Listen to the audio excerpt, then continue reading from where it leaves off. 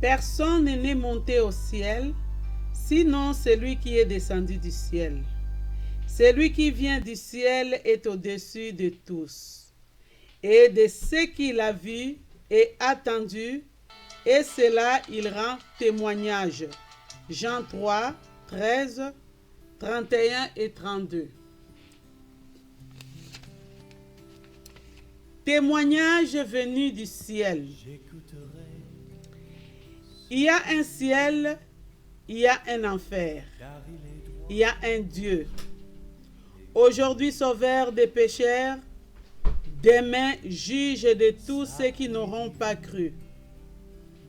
Il y a un seul intermédiaire entre Dieu et l'homme, Jésus-Christ mort, ressuscité et monté au ciel, où il siège désormais à la droite de Dieu.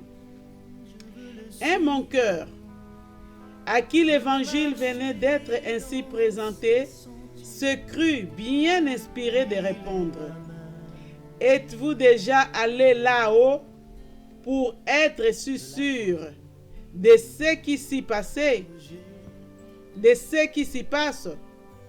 Non, mon cher, ce n'est pas moi qui suis monté au ciel, c'est celui qui habite les ciels, Jésus, le Fils de Dieu, qui est venu sur la terre pour m'en révéler les secrets. Tout ce que je sais à ce sujet, c'est lui qui me l'enseigne dans sa parole. Et la grandeur de la personne qui m'instruit, Dieu lui-même confère à son message une certitude plus absolue que si j'avais contemplé ces choses moi-même. Je pourrais facilement me tromper, confondre un rêve avec la réalité.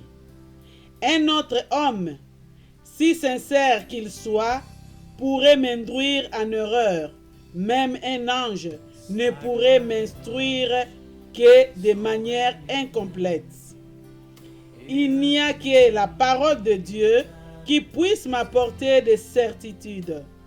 De plus, son langage est direct, personnel. Elle m'apprend pas seulement des vérités générales, elle s'adresse à moi pour me dire ce qui me concerne, ce qui répond à mon état moral. Elle pose les vraies questions et apporte les vraies solutions. Elle présente à la fois les diagnostics et les remèdes. Ces remèdes m'ayant guéri, je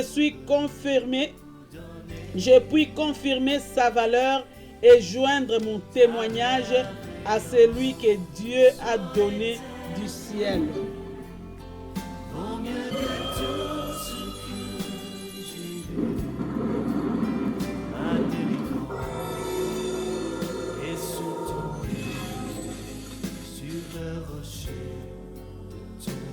Salut,